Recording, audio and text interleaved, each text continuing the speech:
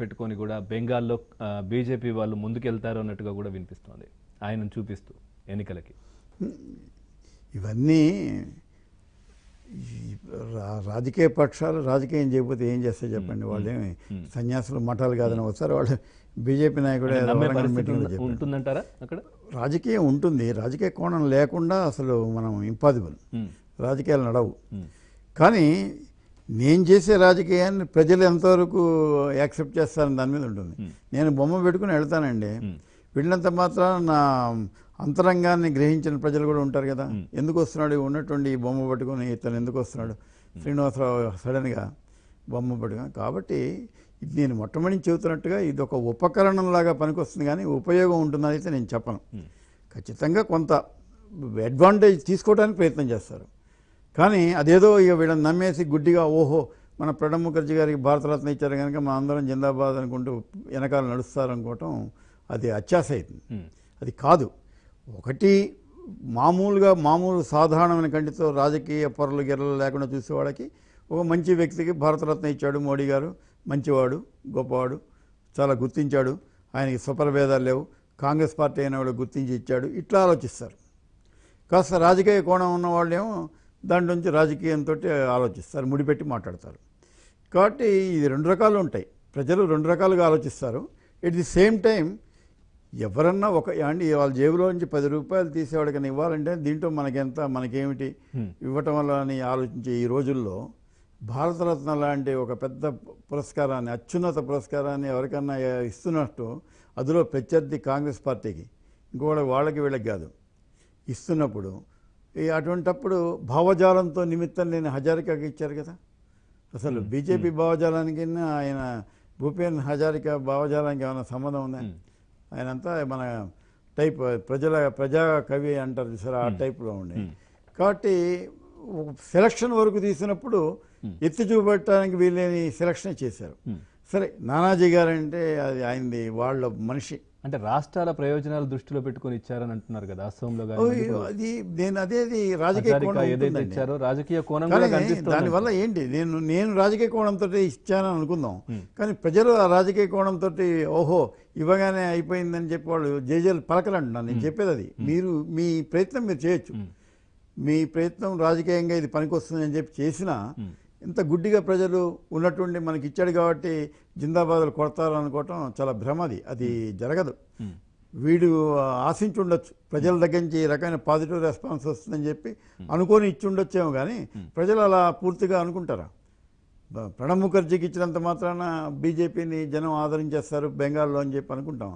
కాబట్టి ఏంటంటే వాళ్ళని మంచి చేసుకునే ప్రయత్నంలో ఇది ఒక భాగంగా వాళ్ళు ప్రత్యర్థులు అభివర్ణిస్తే అది మనం తప్పట్టాల్సి మరి. ఖచ్చితంగా వాళ్ళు వాడుకుంటారు దీన్ని, వీళ్ళు వాడుకుంటారు. కానీ కాంగ్రెస్ వాళ్ళకి పెద్ద సమస్య ఏంటంటే వాళ్ళకే ఇచ్చినప్పుడు, కాంగ్రెస్ పార్టీ వాళ్ళకి ఇచ్చినప్పుడు మీకేంటి అభ్యంతరం అని అంటారని వాళ్ళు పైకి గట్టిగా అంటారు. కానీ ఖచ్చితంగా ఏమంటారంటే వీళ్ళు రాజకీయ కోణంతో ఇచ్చారు, ఇది బెంగాల్ వాళ్ళని మాయ చేయడానికి, వశం చేసుకోవడానికి ఈ ఇచ్చారు అని చెప్పి వాళ్ళు ఖచ్చితంగా అంటారు. రేపు ఈ బీజేపీ వాళ్ళు చెప్పుకున్నప్పుడు కాంగ్రెస్ వాళ్ళు చెప్పుకోరా, వీళ్ళది అక్కడ కాంగ్రెస్ది బీజేపీది బెంగాల్లో నడవదండి. అక్కడ నడిచేదల్లా ఈ మమతా దీదీను కమ్యూనిస్టులు, అంతే కదా అక్కడ పోటీ. కాబట్టి మమతా దీదీని కాస్త చల్లబరచడానికి, గుడ్ హ్యూమర్ లో పెట్టడానికి, ప్రాంతీయ తత్వం అంటే మనవాడు మన ప్రాంతానికి సంబంధించిన వాడికి ఇచ్చారు అనే విధంగా కూడా ఆలోచిస్తారు కదా సార్. ఉంటుందండి. నేను ఇంకా చెప్పా కదా, పి నరసింహారావు గారికి ఎన్టీ రామారావు గారికి ఇస్తే ఆహా మోడీ గారు ఖచ్చితంగా అనుకునేవాడు. కానీ ఎప్పటి నుంచో ఉన్న డిమాండ్ ఇవి. చాలా మంచివాడు, ఎన్నాళ్ళ బట్ట ఉన్నది, కాంగ్రెస్ వాళ్ళు కూడా చేయలేకపోయినారు, ఎన్టీ రామారావు గారికి ఇచ్చారని చెప్పి వాళ్ళ జనం అంతా సంతోషపడేవాడు. కానీ సంతోషపడేవాడు, కానీ అవన్నీ ఓట్ల రూపంలోకి మారిపోతాయని నేనైతే అనుకోను. ఇక అక్కడికి వచ్చేసరికి మళ్ళీ వంగతోట దగ్గర బాగా సామెతే, మళ్ళీ అక్కడికి వచ్చేసరికి ఇవ్వకయిస్తారు. ఆయన ఎన్టీ రామారావు గారికి ఎప్పుడో రావాల్సింది, వీళ్ళు ఇచ్చేది ఏంటి, ఆయన అసలు ఈ డిజర్వ్స్ ఇట్ అని వాదించే వాళ్ళు కూడా ఉంటారు. కాబట్టి అదేదో బ్రహ్మాండంగా ఎన్నికలలో బ్రహ్మాస్త్రంలాగా ఉపయోగపడేది కాదు, వన్ ఆఫ్ ది అస్త్రం, ఒక అంబుల పదిలో ఒక అస్త్రం, అంతేగాని దాంతో ఏదో అద్భుతాలు జరిగిపోతాయి అని అనుకోవడానికి అవకాశం లేదు. అంటే బీజేపీ వాళ్ళు కూడా మొన్న 10% రిజర్వేషన్ ఏదైతే అగ్ర కులాలకు సంబంధించిన వాళ్ళకు ఏదైతే 10% ఇచ్చారో దాని తర్వాత కూడా ఇంకా ఇట్లాంటి సిక్సర్లు చాలా ఉంటాయి ఎలక్షన్స్ ముందు అని చెప్పారు. సో అందులో ఒక సిక్సర్ అయినా ఇది సిక్సర్ వీడు బ్యాట్ పట్టుకున్నాడు, వాడు బాల్ వేశాడు, అంత రెండు జరిగినాయి. కొట్టడం మాత్రం గాల్లోకి బంద్ అయితే లేచింది. అది సిక్సర్ అవుతాడా, మధ్యలో వాడని క్యాచ్ పడతాడా, ఇంకా 3 నెలల టైం ఉంది. అది వీడు అవతల బంతి విసిరిన వాడేమో వీడు అవుట్ కావాలి అని చెప్పి వేస్తాడు, కొట్టిన వాడేమో సిక్సర్గా లేపాలి మలచాలని చెప్పి వీడు కొడతాడు. బలంగా కొట్టాడు, బలమైన దెబ్బ నేను కాదను, కానీ పైకి గాల్లో లేచింది. అందరం ఇలా చూస్తున్నాం. అది పడుతుందా, పెవిలియన్ దాటి అవతల పడుతుందా, లేకపోతే పెవిలియన్ పడుతుందా, పడే పట్టణంతో ఎవడన్నా పట్టుకుంటాడా, ఇది కొద్దిగా చర్చనీయాంశం. అంటే క్యాచ్ పట్టుకునే ఛాన్స్ అయితే లేదు కదా సార్. అంటే ఒకవేళ రన్స్ రాకపోయినా గానీ అదైతే ఒక బాల్ అయితే కొట్టారు. అంతే నేను చెప్పేది. అది బాల్ లేచింది, గాల్లో లేచింది, కానీ అది క్యాచ్ పట్టుకున్నాడు అనుకోండి, అంత గట్టిగా కొట్టింది కూడా వృధా అయిపోతుంది కదా. అలానే ఇక్కడ కూడా బ్రహ్మాండంగా ప్రజల్ని వశం చేసుకోవడానికి ఒకటి కొట్టారు, కానీ వాళ్ళు మధ్యలో ఎవడన్నా క్యాచ్ పెట్టాడు అనుకోండి, జరగకపోవచ్చు కదా. అంటే ఇట్లా క్యాచ్ పట్టే అవకాశమే లేదు కదా సార్. క్యాచ్ పట్టడం ఉండదు. నా ఉద్దేశం ఏంటంటే, ప్రజలండి దానికి అనుకూలంగా వేయలేదనుకోండి, వీళ్ళు అనుకుంటున్నారు ఇది 6 సిక్సర్ కొట్టామనుకుంటాడు. కాదంటున్నాను, నేను చెప్పే పాసిబిలిటీ అదనమాట. మనం కొట్టిన వాడు బ్యాట్స్మెన్ సిక్సర్ అనుకుంటున్నాడు, కానీ అది సిక్స్ కాదు యాక్చువల్గా, వీడు అనుకుంటున్నాడు అంతే. కొట్టంగానే అమ్మ రాకుండా ఉండొచ్చు, అది కాదు. లేదంటే రన్స్ ఏమి ఉండదు, మధ్యలో మైదానంలో ఎవడు పడుకోకుండా అక్కడే పడవచ్చు, అవతల పడవచ్చు, లేదా ఎవడి చేతికైనా చిక్కొచ్చు. ఇన్ని పాసిబిలిటీస్ ఉన్నాయి మధ్యలో. కాబట్టి వీళ్ళు ఏదో ఒక భారతరత్న ఇచ్చేసి మొత్తం అంతా బెంగాల్ అంతా మన చేతిలోకి వచ్చేసింది అనుకోవటం, అది నీకెందుకో చాలా అత్యాశ. ఒకవేళ వాళ్ళ అనుకొని ఇస్తే మాత్రం అత్యాశే. అంటే మంచి వ్యూహంలో భాగం అనుకోవచ్చా సార్? అంటే ఆర్ఎస్ఎస్ వాళ్ళు కూడా వ్యతిరేకించే పరిస్థితి లేదు, ఎందుకంటే మీరు ఇందాక అన్నట్టుగా నాగ్పూర్లో ఏదైతే మీటింగ్ జరిగినప్పుడు ప్రణబ్ ముఖర్జీ కూడా వెళ్ళి అక్కడ మాట్లాడారు, అనుకూలంగా వ్యతిరేకంగా, ఇటు కాంగ్రెస్ పార్టీకి అనుకూలంగా, అంటే ఇటువైపు ఉంటున్నాను నేను బీజేపీ వైపు, అంటే ఆర్ఎస్ఎస్ వైపు అన్నట్టు కాకుండా రెండు వైపులా మాట్లాడొచ్చారు ఆయన. ఇంకొకటి దీంట్లో ప్రణబ్ ముఖర్జీ గారికి సంబంధించినంత చెప్పాలంటే, ఆయన జీవించి ఉండగానే పురస్కారం వస్తుంది. ఆ పురస్కార స్వీకారం తర్వాత బెంగాల్ రాజకీయాలు ఆయనదైన ఒక సేవ్ ఉంటుంది. ఆయన బెంగాల్ మీద గ్రిప్ ఉన్నటువంటి రాజకీయ నాయకుడు కదా. కాబట్టి భవిష్యత్తులో ఆయన రాష్ట్రపతి పదవి వదిలిపెట్టేటప్పుడు కూడా నేను పోయి మామూలుగా పుస్తకాలు రాసిన మాట వాస్తాను, కానీ పూర్తిగా నేను రాజకీయ సన్యాసం చేస్తాను అన్న పద్ధతిలో బయటికి అయితే రాలేదు ఆయన. మళ్ళీ అవసరమైతే ఇలా క్రియాశీలకమైనటువంటి రాజకీయాలు నడపడానికి వీలైనటువంటి పరిస్థితి వచ్చింది అనుకోండి, మన పోయి నాగపూర్లో రాహుల్ గాంధీకి కూడా వ్యూహకర్తగా ఉంటారు అనే మాటలు కూడా రాహుల్ గాంధీకి వ్యూహకర్తగా ఉంటా అంటారు. ఎట్ ది సేమ్ టైం అటుపక్క ఆయన ఈక్వి డిస్టెన్స్ లాగా ఎలా పెట్టాయంటే నాగపూర్ పోయి ఆర్ఎస్ఎస్ మీటింగ్ తర్వాత ఆయన బాగా తలపండిన వృద్ధ రాజకీయవేత్త. కాబట్టి సలహా సంప్రదింపులు కానీ వ్యూహ ప్రతివ్యూహాలు వీటిల్లో ఎక్కడన్నా ఆయన సహకారం లభించే అవకాశం ఉంటుందని కూడా అనుకుని ఉండొచ్చు బీజేపీ వాళ్ళు. మరి ఏదన్నా ఇప్పుడు ఆయన ఒకసారి రాష్ట్రపతిగా పదవి విరమణ చేసిన తర్వాత పార్టీలతో నిమిత్తం ఉండదు కదా. ఇంకా కాంగ్రెస్ వాడు ఒకప్పుడు మా కాంగ్రెస్ వాడని చెప్పుకోవాల్సిందే తప్పితే ఇంకా ఆయన కాంగ్రెస్ వాదిగా ఉండలేడు. ఎందుకంటే ఒకసారి అంత పెద్ద పదవి అనుభవించిన తర్వాత ఒక పార్టీకి ఆయన ఏమడలేడు. కాబట్టి బీజేపీ వాళ్ళు కూడా ఆయన మరి బెంగాల్లో మంచి ఇన్ఫ్లుయెన్షియల్ సెక్షన్కి సంబంధించినటువంటి మనిషి, భవిష్యత్తులో ఏదైనా ఒక రకంగా ఉపయోగపడే అవకాశం ఉండొచ్చు అని కూడా అనుకుని ఉండొచ్చు. అట్లా ఇవన్నీ కూడా పర్మిటేషన్స్, కాంబినేషన్స్, ఊహాగానాలన్నీ ఏదైనా జరిగి ఉండొచ్చు. కానీ నేను మాత్రం ఏది చెప్పినా రాజకీయ నాయకుడు అనేవాడు. మా చిన్నప్పుడు మా ఊళ్ళలో చెప్పుండేవాడండి, పెద్ద వాన పడుతుంటుంది, ఆ పక్కనే వాగో ఏరో పారుతుంటుంది ఊరి పక్కన, వరద వస్తుంటుంది. వరద వచ్చినా ఒకడు లేచి ప్రయాణం పట్టుకుంటాడు. అంటే ఊళ్ళో వాళ్ళు అంటారని ఏదో ప్రయోజనం లేని ఇంత వరదలో పడిపోడు మనవాడు, ఖచ్చితంగా ఏదో ఉండే ఉంటుంది అంటారు. లేకపోతే లేచి అర్ధరాత్రి లేచి ఆ వరద వస్తున్న వాగును దాటి పక్క ఊరి ప్రయాణం కట్టాడు అంటే ఏదో రాజకీయ. అలానే ఇక్కడ కూడా రాజకీయ నాయకులు ఏ ఎత్తు వేసినా ఏం చేసినా కూడా దాని వెనకాల కొంత రాజకీయ కోణం ఉంటుంది. ఇక దాన్ని వాళ్ళు కాదంటారు, పై కాదు మేము ప్రజల కోసమే చేసామంటారు, మేము చాలా ఎన్నో రకాల కబుర్లు చెబుతారు వాళ్ళు. ఎంత చెప్పినా కూడా అండి వాడు ఏ పని చేసినా, నేను ఈ పార్టీ ఆ పార్టీ అనగా అన్ని రాజకీయ పార్టీలు ఏదైనా ఒక పని చేసినాయంటే ఆ పని వెనకాల ఒకటి ఉంటుంది, వాళ్ళకి నడిపించేది వాళ్ళకి ఉంటుంది. దీంతో 4 ఓట్లన్నా రావాలి, 4 సీట్లన్నా రావాలి, ఏదో పెట్టుకుంటారు లెక్క. అది వాళ్ళు ఒకసారి రాకపోవచ్చు కూడా, కానీ వాళ్ళ ప్రయత్నం మానరు వాళ్ళు. చేస్తూనే ఉంటారు ఇట్లా. ఇప్పుడు ఇది చూడటానికి ఎలా అనిపిస్తుంది బయటవాడికి, అమ్మ భారతరత్న మంచివాడికి ఇచ్చారు, కాంగ్రెస్ వాడికి ఇచ్చారు, ఇదే కదా సామాన్య జనం అనుకునేది. మరి దాని వెనకాల ఇన్ని రకాల వ్యవహారాలు ఉన్నాయని చెప్పి మనం మాట్లాడుకునే మాటలను బట్టి కదా చర్చలో వచ్చింది. కాబట్టి ఇది రాజకీయ నాయకులు, రాజకీయ పార్టీల వాళ్ళు ప్రయోజనం లేకుండా ఏ పని చెయ్యరు. అది ప్రజలు అర్థం చేసుకుంటున్నారని కూడా నేను అనుకుంటున్నాను. చర్చకు తిరిగి స్వాగతం సార్. ఇప్పటి వరకు మనం భారతరత్న పురస్కారాల గురించి మాట్లాడుకున్నాము. ముగ్గురు ఈ పదవికి ఏదైతే ఈ పురస్కారానికి ఉందో అందరికి కూడా సమానంగా అంటే అంత కరెక్ట్గా ఇచ్చారన్నట్టుగా కూడా మాటలు వినిపిస్తున్నాయి. వీటిని పక్కన పెట్టేస్తే సార్ ఇప్పుడు మనం తెలంగాణ ఏపీకి సంబంధించి ఈ పార్లమెంట్ ఎలక్షన్స్ గురించి మాట్లాడుకున్నట్టు అయితే ఇక్కడ కేసీఆర్ చెప్తున్నారు 16 స్థానాలు మావే అని చెప్తున్నారు, సిట్టింగ్లకే ఎక్కువ ప్రాధాన్యం ఇస్తున్నారు.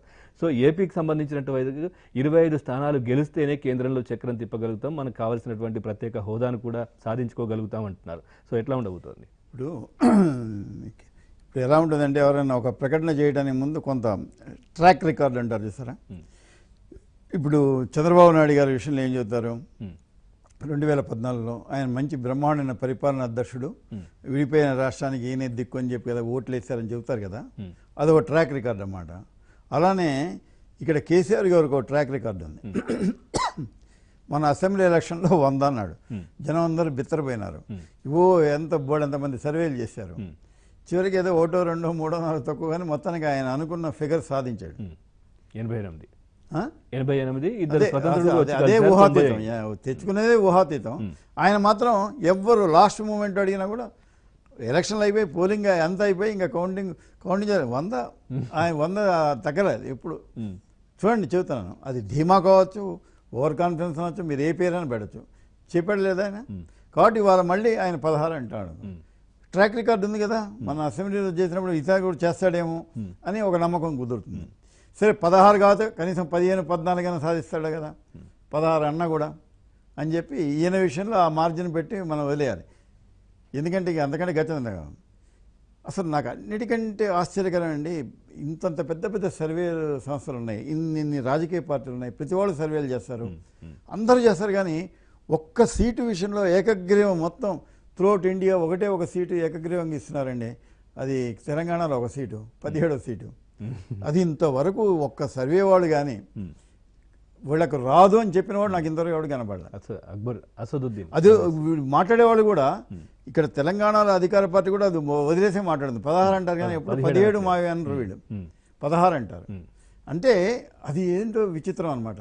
ఆ ఒక్కదాని విషయంలో ఎవరు ఇక అది మరి రాతి మీద గీతలాగా లిఖించారా, బ్రహ్మ నొసట రాసినట్టుగా ఇక సీటు వాళ్ళదైనా పర్మనెంట్గా రాసిచ్చారా అన్నట్టుగా ఉంటుంది. అది నాకు అదొక్కటే ఆశ్చర్యం. ఇంతంత సర్వేలు చేసేవాళ్ళు ఎవ్వరు కూడా పొరపాటున కూడా ఆ సీటు వాళ్ళకి రాదు అని చెప్పిన వాడు నాకు ఇంతవరకు కనపడదు. ఆ సీటు వదిలేసి మాట్లాడతారు. 16 కాదు, ఆ 17వ సీటు ఇక్కడ తెలంగాణ 16 అని చెప్తారు. ఇంతవరకు అసలు ఇక 17వ సీటు జోలికి ఇంతవరకు పోయిన ఒక సెఫాలజిస్ట్ కానీ ఒక రాజకీయ పార్టీ కానీ నాకు కనబడలే. సరే అదొక విషయం అనుకోండి. ఇక 25 అటు 25 ఇటు 17 కలిపితే ఈ 16 ఇవి కలిపితే 40 అని 41, 42. 17 అంటే చివరికి మాతోటే ఉంటుంది కదా అని ధైర్యంతో ఈయన 16 + 1 వేసుకొని ఉండొచ్చు. జగన్ కూడా మిత్రుడే అని చెప్పారు. అటుపక్క 25 అని వాడు సపోర్ట్ చేస్తామన్నారు కదా. కానీ అండి ఎంత పెద్ద వేవ్, అద్భుతమైన వేవులు వచ్చిన సందర్భం కూడా చూశాను. కానీ 42 సీట్లు 41 గెలుచుకోగలిగారు, కానీ 42 గెలుచుకున్న సందర్భం ఆంధ్రప్రదేశ్లో లేదు, ఉమ్మడి ఆంధ్రప్రదేశ్లో కూడా లేదు. చాలా అద్భుతమైన వేవ్స్ వచ్చిన రోజుల్లో కూడా. అలాంటిది ఇవాళ ప్రతి రాజకీయ పార్టీ కూడా ప్రతి వాళ్ళు నాకు ఒకళ్ళు ఆంధ్రప్రదేశ్లో అన్ని పార్టీలు 25 మావే అంటున్నాయి. ఎలా అంటున్నాయో నాకు అర్థం కావట్లేదు. ఇక్కడ ఈయన 16 మావే అంటున్నాడు. ఈయన సరే వీళ్ళ క్యాడర్ని ఉత్సాహపరచడం కోసం ఎవరికి వాళ్ళు చెబుతారు, కాదంటలేదు. కానీ ఈ 25, 16 రావటం వల్లనే అన్నీ సాధిస్తాం, చక్రం తిప్పేస్తాం అనుకోవటం చాలా పొరపాటు. ఒకసారి చక్రం తిప్పడానికి వచ్చిన నట్టు చాలు, ఇంతక్కర్ల బలం. అసలు నిజంగా చెప్పాలంటే ఇప్పుడు మనం చెబుతున్న ఈ 16 ఆ 25 ఇప్పుడు కూడా ఉన్నాయి, వేరే పార్టీలో ఉన్నాయి అనుకోండి, ఒకళ్ళ చేతిలో లేవు కానీ ఉన్నాయి కదా, కలిసి తిప్పొచ్చు అంటారు. అన్ని పార్టీలకి ప్రత్యేక హోదా కావాలంటున్న వాళ్ళే కదా అక్కడ ఉంది. ఇప్పుడు మీరు ఇవాళ ప్రాతినిధ్యం వహిస్తున్న వాళ్ళల్లో సరే కొంతమంది రాజీనామా చేశారు, వైసీపీ వాళ్ళు పక్కన పెట్టినా మొత్తం ఇవాళ ఉన్న ఆ సంఖ్యలో కూడా అందరూ మెజారిటీ పీపుల్ ప్రత్యేక హోదా కావాలన్నారు. మరి ఇవాళ సాధించుకోలేంది తర్వాత ఎక్కడి నుంచి వస్తుంది? అంటే ఇవాళ మీరందరూ ఇంత బలం చేతిలో పెట్టుకుని 42 ఉన్నాయి, ఇప్పటికీ ఉన్నాయి. అటున్నప్పుడు 42 మంది లేకపోతే రాజీనామా చేసిన వాళ్ళని వదిలిపెట్టినా ఇవాళ ఎందుకు సాధించుకోలేకపోతున్నారు? అప్పుడు ఎక్కడి నుంచి వస్తుంది బలం? అంటే ముందు మమ్మల్ని గెలిపించండి, తర్వాత మేము చూస్తామనే ఉద్దేశంతో ఉన్నారు. చంద్రబాబు గారైనా అంతే, జగన్మోహన్ రెడ్డి గారైనా అంతే, కేసీఆర్ గారైనా అంతే, అందరూ ఇదే పద్ధతి అన్నమాట. మమ్మల్ని ముందు గెలిపిస్తే మేము తర్వాత, అంటే ఏంటంటే ముందు వీళ్ళకి మనం బలం చేకూర్చాలన్నమాట. తర్వాత వాళ్ళు మన కోరిక తీర్చే కార్యక్రమం పెడతారని చెప్పి అనుకోవాలి. కానీ ఇది అయ్యే పనే.